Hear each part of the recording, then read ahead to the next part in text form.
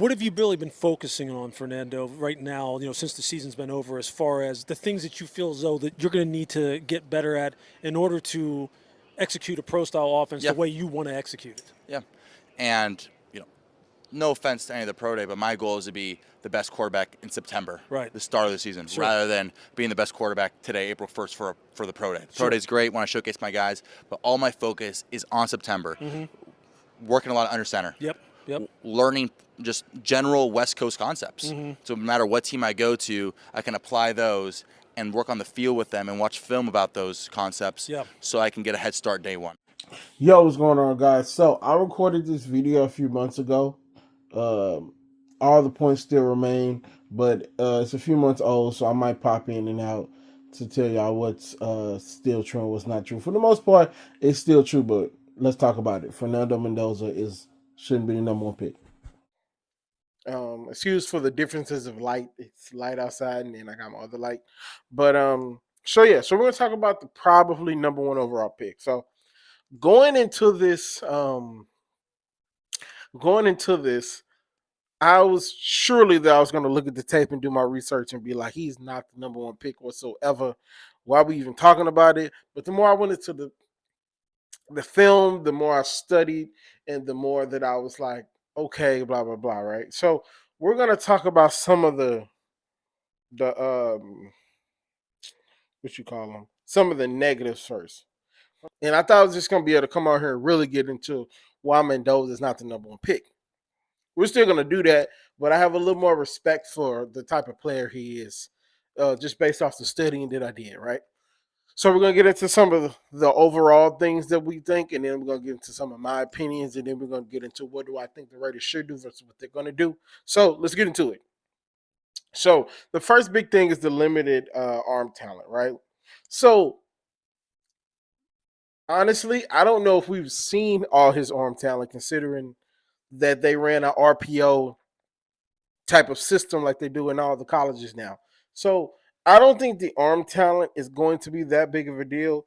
Um, they're what I'm reading, they're saying it as if he's going to be in the division with Patrick Mahomes and Justin Herbert. You need high philosophy and off platform throwing ability. Do I think he can develop that? I think he can develop that just based off. I think he's a maybe more sneaky athletic than we give him credit for. His comps was Matt Ryan, Kirk Cousins, all of the usual suspects, but those guys couldn't move. Those guys couldn't move. So I think he's a bigger, stouter guy. And even in the championship game, he showed that he could run around. Like he only ran for I think it was about 500 yards this season. I think he had 7 touchdowns.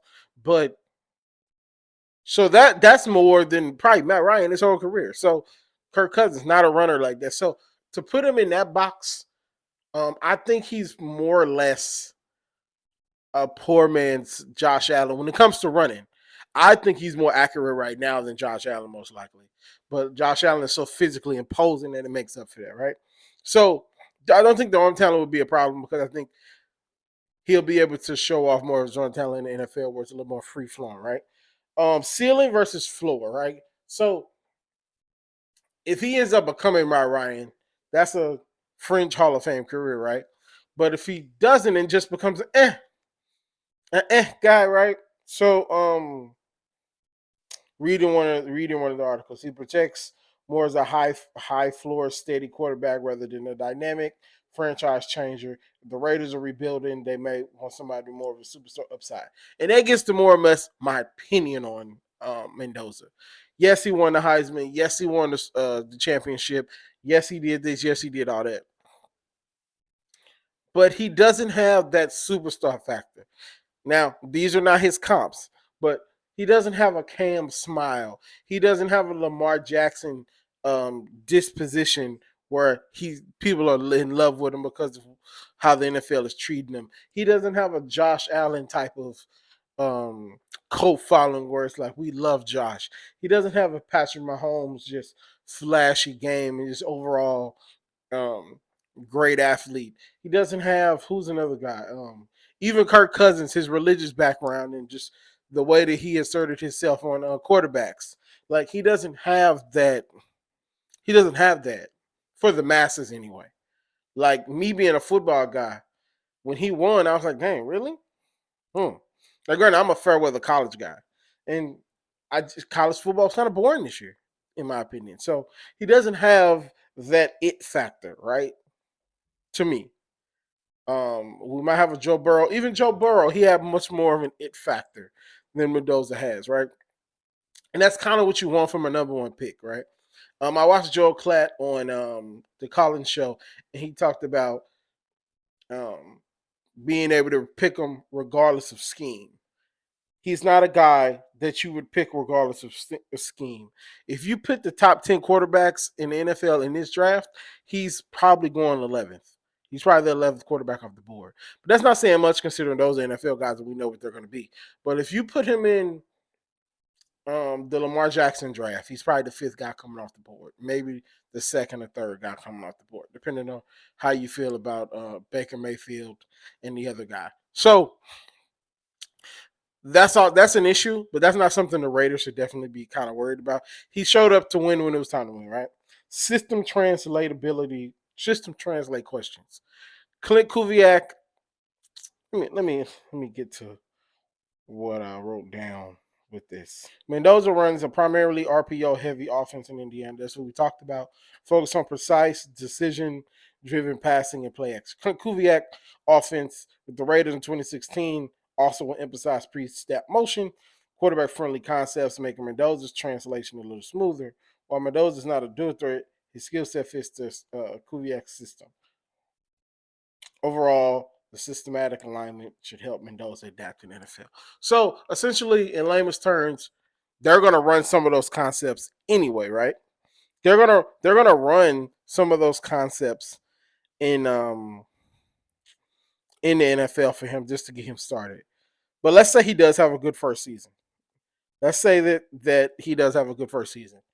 When they open it up, how is he? And that goes to my next point. Offensive line. As bad as his offensive line was, or great as his offensive line was in college, it's going to be just as bad in the NFL. And with Mendoza already not quote unquote having a superstar factor, and him not being able to, like, yes, he can move. He can definitely move, but like with him with Mendoza being kind of finicky in the pocket, and him seeing the rush and getting out of there, and him already not having the best arm, it's going to be a long first season if he goes to the Raiders, who offensive line is terrible. Now Clint might change it. And the offensive line might look much better. But that's a major concern for me if I'm a Raiders fan and if I'm Raiders brass. Is he gonna be able to, in a sense, is he gonna be able to run around for his life the first few seasons, and not get hurt as we build this team up from what they are now? That's a major question. Also, inconsistent with handling the blitz. Inconsistent performance under heavy blitz or internal pressure. That's a red flag at the NFL level, especially in the AFC West, with all the dogs that's in the NFC West or AFC West. I don't think that's a problem because I think Clint, his brother, Clint Kubiak, won't make that a big deal. But it's the confusion, I think, that when Mendoza gets to the line and he looks around and he's going to be like, okay, it's one thing. And then he snaps and it's the second thing. Along with his propensity to look down at the rush and, you know what I mean? I think that's what's going to get him in trouble his first season. We talked about him being an athlete. He's not the best athlete, but I think that's kind of underrated. That's not his game. And this is probably my final point. Is he worth drafting number one overall when he's not a surefire, can't miss prospect? Do you want to take? I had him written down. Do you want to take the one of the defensive guys? Do you want to prove in the offensive line? Do you want to? You're not going to take the running back. That's definitely, you're not going to go running back. But are you going to take the offensive lineman? Are you going to take a linebacker? Are you going to take the defensive end? Are you going to take pass rusher? you have so many other needs other than quarterback. And he's not, to me, he's not a can't miss, gotta have it prospect. Do you think about trading that for more pieces? Because I think if this is a super hot take. If you don't draft Mendoza, I don't think you'll be missing out on anything. Because you'll probably be in a similar situation like this next year. And if you get pieces, get more draft compensation, you might be able to, turn that into something next year or use it and draft it and be able to develop guys. Essentially, do you want to use this $100 to buy something you really can't use right now, or would you rather trade this $100 in for $300 and be able to spend it on smaller things? With that being said, he didn't throw at the combine, so you don't get a real chance to like look at that kind of speak. So you got to go off what you saw on tape. I'm sure he's going to do his pro day, so you'll get a better look to see what he really is at pro day. Now, do I think they're going to draft him number one? Yes. I think they're going to draft him number one and just make it do what it do. You get your quarterback of the future. You get your, hopefully, you get your head coach of the future, and you just ride off with that. You just see what happens there. Do I think they should trade him for pieces? That's not something they typically do in the NFL when it's a top quarterback where they value as high as they value Mendoza. So I expect him to be a Raider next season. And I expect him to struggle next season. I expect him to not look very good next season. And the same thing they're doing with JJ right now. Was he really the guy? Should we have went somewhere else? I think it's going to be a rough. It's going to be a rough few seasons for him. I think he'll get it though because he's a gamer. I think the wannabe greatness in Mendoza is going to propel him to be better than he is. Like winning, coming from a winning organization, being around winning pros and doing a lot of winning, that can make you look better and give you more confidence, and that confidence could take you far. So I think he'll be okay, but I just don't think that he's worth the number one overall pick. We might look back in 5 years and be like, he's the worst number one overall pick amongst the last five. That's just my opinion. That's just my opinion. So let me know what you guys think about Mendoza. For the guys that watch Mendoza all year, let me know what your ultimate thought is of him. And let me know if I got some things wrong. This is completely up for discussion. Be respectful. I'll talk to you guys later. Peace.